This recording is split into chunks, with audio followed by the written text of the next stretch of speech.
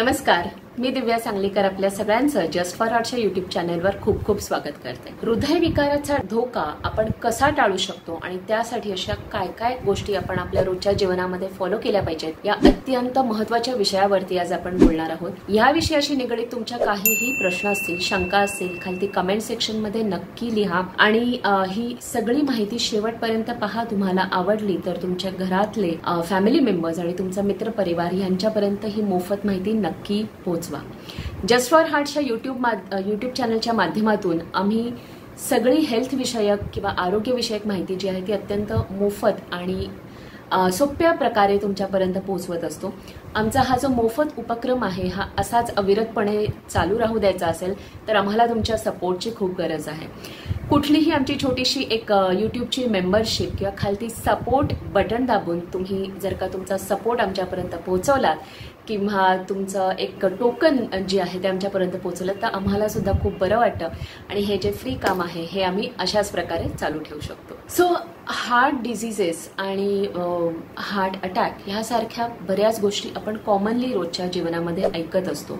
म्हणजे अगदी सेलिब्रिटीजपासून आपल्या शेजारपाजारांपर्यंत आपण ऐकतो की अचानक हा माणूस छान होता पण एकदम हार्ट अटॅक आला किंवा एखादा माणूस कोलॅप्स झाला आणि ह्यामुळे कुठे ना कुठेतरी आपल्या मनामध्ये सुद्धा थोडीशी भीती यायला सुरुवात होते। सो हार्ट फंक्शनिंग आणि ओव्हरऑल म्हणजे आपलं जे सगळं शरीर आहे ते एक अद्भुत किमया आहे आणि अमेझिंग गोष्टी आपल्या शरीरामध्ये चालू असतात आणि काही सोप्या लाईफस्टाईल टिप्स आपण आपल्या रोजच्या जीवनामध्ये फॉलो केल्या तर हे जे आपलं शरीर आहे त्याला आपण निरोगी राखू शकतो आणि येणाऱ्या काळामध्ये कुठल्याही प्रकारचे आजार जे आहेत ते आपण टाळू शकतो।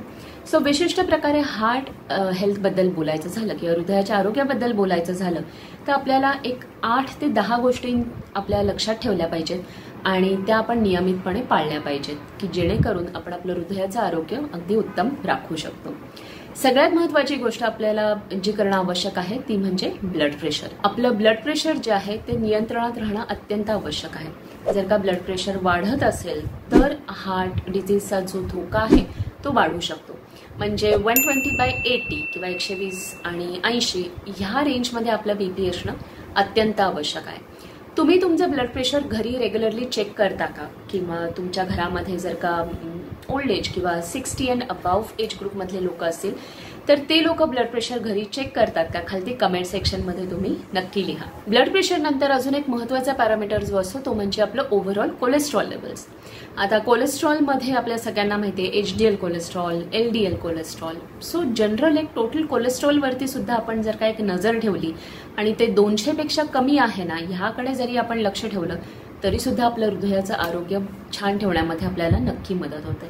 आणि हे कोलेस्ट्रॉल लेवल्स आपल्याला नियमित आपलं जे चेकअप आहे ते करूनच कळणार आहे। त्यामुळे त्याच्याकडे दुर्लक्ष प्लीज करू नका। वर्षातनं किमान एकदा कोलेस्ट्रॉल आणि बेसिक जे ब्लड चेकअप्स असतात ते करणं अत्यंत आवश्यक आहे। हृदयाच्या आरोग्याच्या दृष्टीने अत्यंत महत्त्वाची गोष्ट म्हणजे स्मोकिंग आणि टोबॅको यूज। स्मोकिंग मग तुम्ही स्वतः तर करणं टाळलंच पाहिजे पण सेकंड हँड स्मोकिंग होत असेल म्हणजे तुम्ही करत असाल आणि तुमच्या फॅमिलीला सुद्धा त्यामुळे त्रास होऊ शकतो। त्यामुळे स्मोकिंगमुळे होणारा त्रास जो आहे हे टाळणं आपल्या हातात आहे। स्मोकिंगने बेसिकली आपल्या ज्या ब्लड वेसल्स असतात त्या आकुंचित पावतात, त्यांचं जे काम असतं त्या अगदी योग्य प्रकारे करू नाही शकत आणि त्यामुळे हृदयविकाराचे धोके जे आहेत ते त्या केसमध्ये वाढू शकतात। वजन जास्त असेल, नियमित व्यायाम करत नसू आणि आपली खाण्याची पद्धत जी आहे ही जर का हेल्दी नसेल तर मात्र हृदयविकाराचा धोका जो आहे तो दिवसेंदिवस वाढत जातो। त्यामुळे वजन नियंत्रणात ठेवणं अत्यंत आवश्यक आहे। जर का तुम्हाला तुमचं वजन कसं नियंत्रणात ठेवायचं आणि त्यामध्ये तुम्हाला सक्सेस मिळत नसेल तर तुम्ही आपली जस्ट फॉर हार्टची हेल्दी लाईफ प्रोचे जे कन्सल्टेशन आहे ते नक्की बुक करा।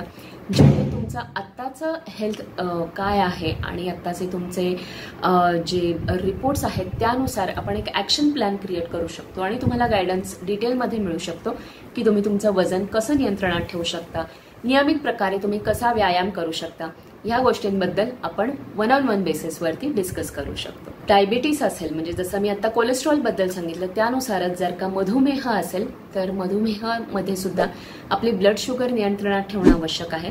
कारण की आपल्या सगळ्यांना माहिती आहे की जर का शुगर खूप काळ जास्त राहिली तरी सुद्धा आपलं जे हार्ट आणि आर्टरीज आणि ब्लड वेसल्सचं जे काम आहे त्याच्यावरती त्याचा परिणाम होत असतो.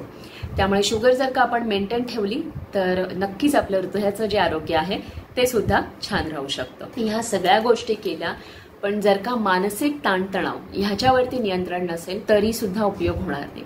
त्यामुळे रोजच्या जीवनामध्ये कितीही ताणतणाव असेल, कितीही कामाचा ताण असेल, आपल्या रिलेशनशिपमध्ये काही टेन्शन असेल तरी सुद्धा हा स्ट्रेस मी कशा प्रकारे कमी करू शकतो ह्याकडे नक्की लक्ष द्या.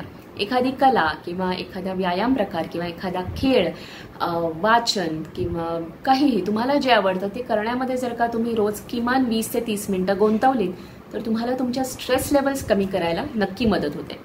आणि ह्यामध्येच बरेच सारे रिसर्च सांगतात की जर का आपण मेडिटेशन केलं तरी सुद्धा आपल्याला जे स्ट्रेस लेवल्स आहेत त्या कमी करायला मदत होते.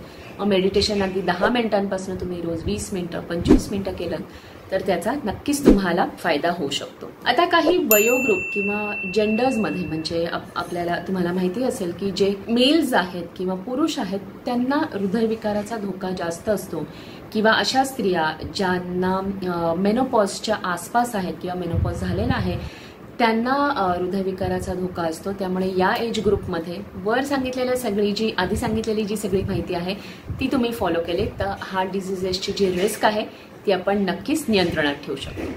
ह्या व्यतिरिक्त तुम्हाला कुठलेही प्रश्न असतील हृदय आणि आपल्या हृदयाचं आरोग्य कसं छान राखावं ह्याबद्दल काही प्रश्न असतील तर खालती कमेंट सेक्शनमध्ये नक्की लिहा. मी माझ्या येणाऱ्या व्हिडिओजमध्ये नक्की त्यांची उत्तरं देईन. तोपर्यंत धन्यवाद.